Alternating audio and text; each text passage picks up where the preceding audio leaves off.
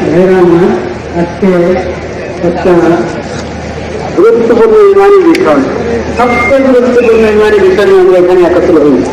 বিষয়টা সবার কাছে স্পষ্ট, কিন্তু কিছু লোক অস্পষ্টতা সৃষ্টি করার চেষ্টা করে। ওই বিষয়ে আমি একদিকে কথা বলতে পারি।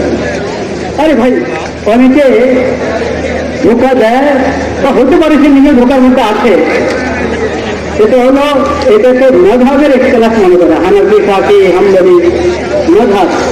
দেখেন, সব মযহাব আহলে সুন্নাত ওয়াল জামাতের অধীনে। আহলে সুন্নাত ওয়াল জামাতের এক একটি মযহাব।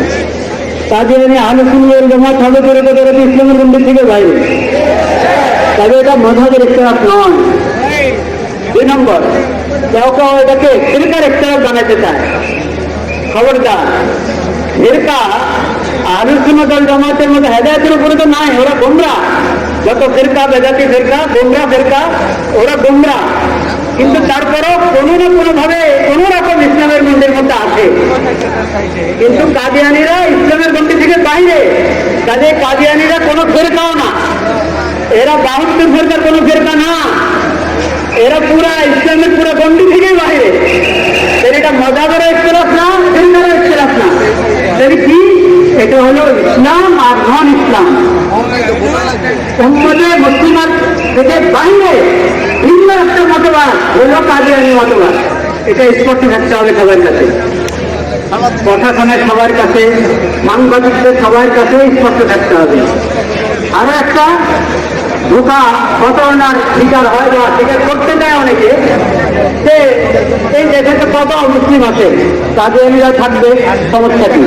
কাদিয়ানীরা থাকবে, ইসলামের পরিচয় নয়, মুসলিম পরিচয় নয়, অমুসলিম পরিচয় থাকবে।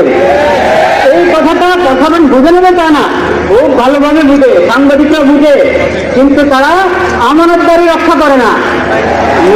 নিজেরা মনে হয় ধোকার মধ্যে থেকেও ভান দেখায়, বুঝে না। আসলে সবাই বুঝে, যদি না বুঝে তাদেরকে বোঝা দরকার, শিখা দরকার। ইসলাম ইমান কাকে বলে, আকীদা কাকে বলে, এটা বুঝতে হবে তাকে। শেষ কথা যেটা বলতে চাই, আমাদের করণীয়, প্রশাসনের করণীয়, নিজেদের ইমান এবং ইসলামের পরিচয় দেওয়া। এই বিষয়, কাদিয়ানী বিষয়, যে ইমানি দায়িত্ব, সেই ইমানি দায়িত্ব পালন করে নিজেদের ইমান এবং ইসলামের পরিচয় দেওয়া প্রশাসনের দায়িত্ব। সাংবাদিকদের দায়িত্ব আমানতদারির সাথে, আমানতদারির সাথে এই বিষয়টাকে উপস্থাপন করা, কোনো ধরনের ধোঁকা প্রতারণার আশ্রয় না নেওয়া। সকল ব্যবসায়ীদের দায়িত্ব, তারা কাদিয়ানীদের সমস্ত পণ্য যাতে এমনি পিছনে পড়ে যায়, ওইভাবে জরুরি সমস্ত পণ্য উৎপাদন করা, বাজারজাত করা।